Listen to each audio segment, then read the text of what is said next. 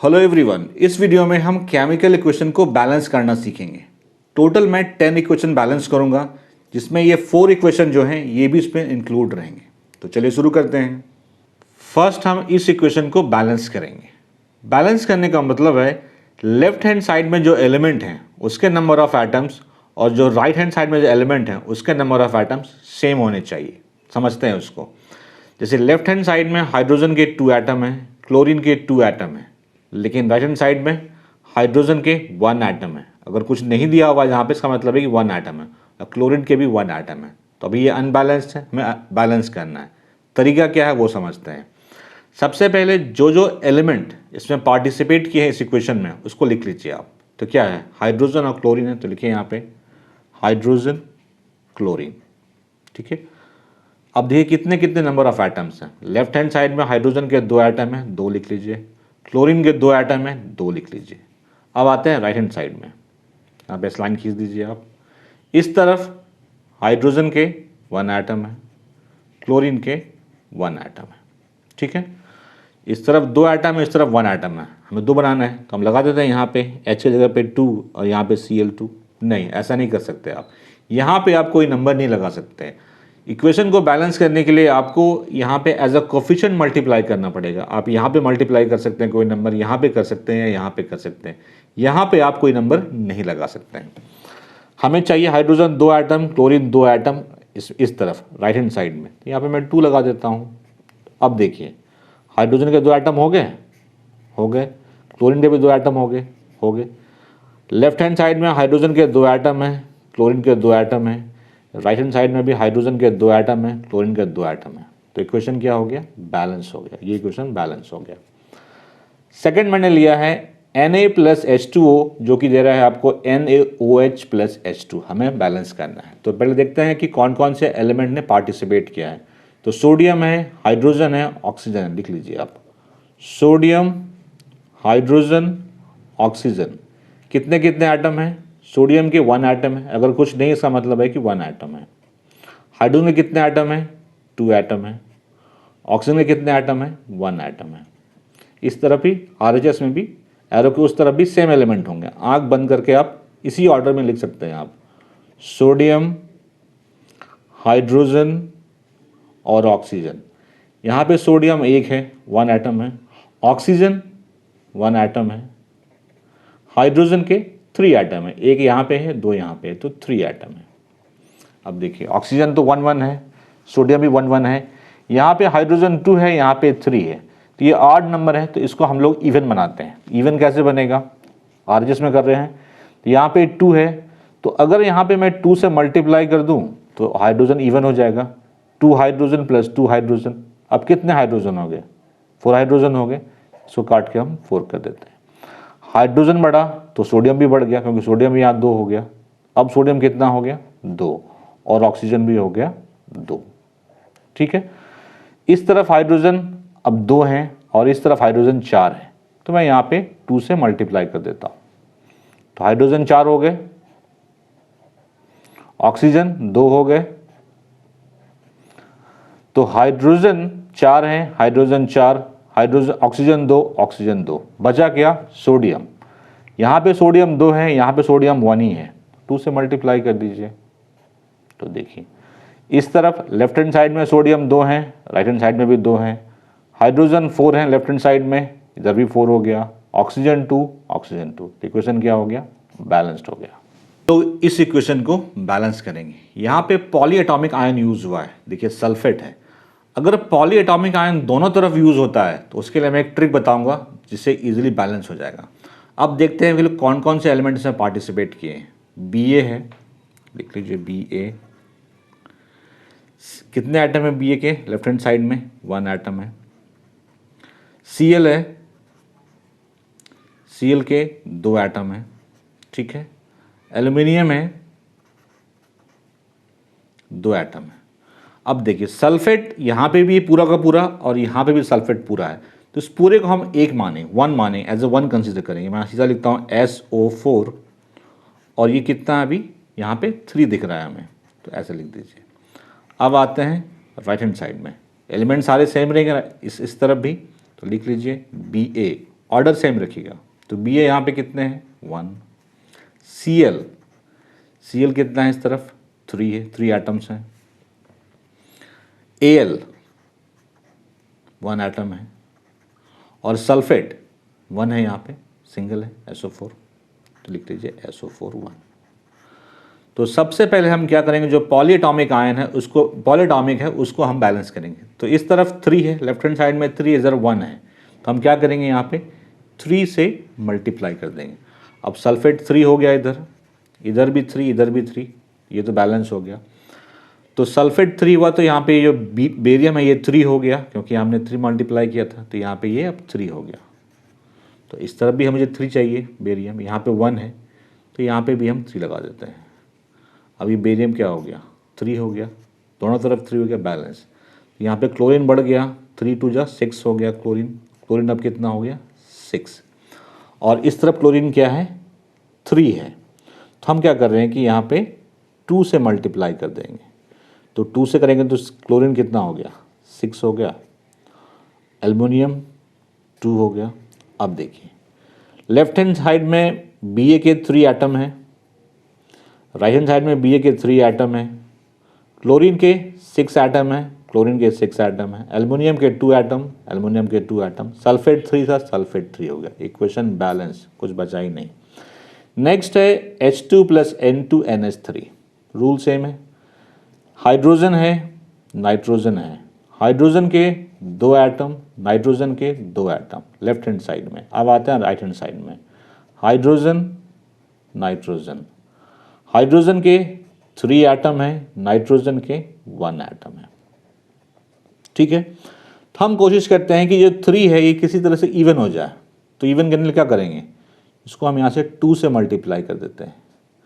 तो हाइड्रोजन क्या हो गया, अब ये 6 हो गया, ठीक है, नाइट्रोजन 2 हो गया, नाइट्रोजन तो 2 यहाँ पे ऑलरेडी है ही, हाइड्रोजन 6 है, तो 3 से मल्टीप्लाई कर दीजिए।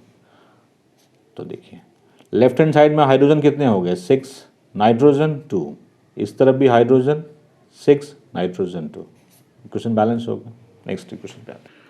नेक्स्ट इक्वेशन है H2S + O2, जो कि H2O और SO2 आपको दे रहा है। चलिए बैलेंस करते हैं। इस तरफ कौन कौन से एलिमेंट हैं, हाइड्रोजन है, सल्फर है और ऑक्सीजन है। हाइड्रोजन के 2 एटम हैं लेफ्ट हैंड साइड में, सल्फर के 1 एटम है और ऑक्सीजन के 2 एटम हैं। राइट हैंड साइड में सेम रहेगा, hydrogen, sulphur and oxygen. Hydrogen के 2 एटम है, सल्फर के 1 एटम है, ऑक्सीजन के 3 एटम है, 1 एटम यहाँ है, 2 एटम यहाँ है, 3 एटम है। तो मैंने बार बार बोला है जब भी आड नंबर का तो इसको बनाना पड़ता है पहले इवन। तो ये 3 है, हम चाहते हैं कि इस तरह इवन बन जाए।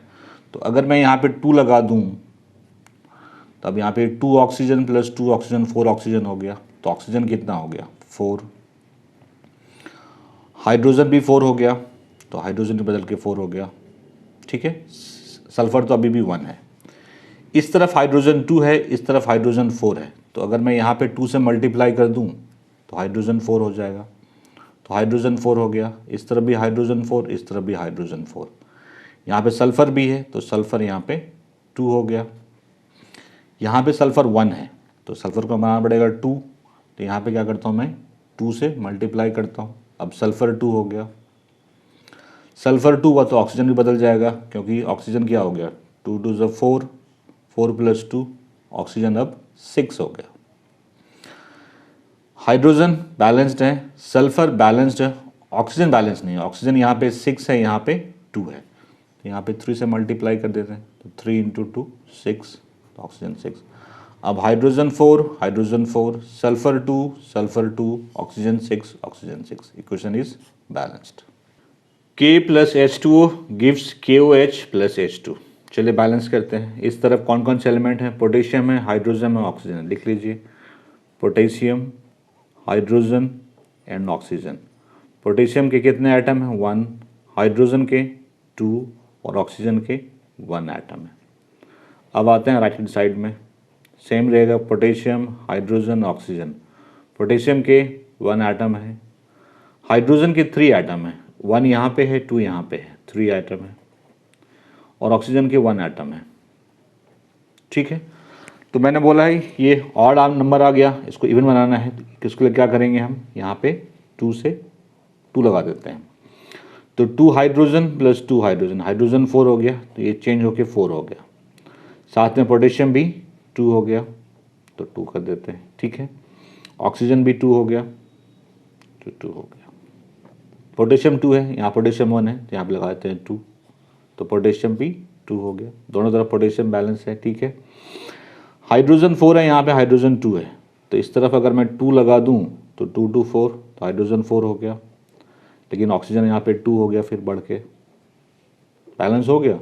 Potassium 2, potassium 2, hydrogen 4 atom, hydrogen 4 atom, oxygen 2 atom, oxygen 2 atom. Equation is balanced. Next equation ये है, इसे बैलेंस करना है। देखते हैं, देखिए यहाँ पे एक चीज़, ये NO3 पॉलीटॉमिक है, ये यहाँ पे भी है, ये यहाँ भी है, तो इसको हम लोग सिंगल ट्रीट करेंगे ताकि इजीली इक्वेशन बैलेंस हो जाए। तो कौन कौन से एटम एलिमेंट हैं देख लीजिए पहले आप।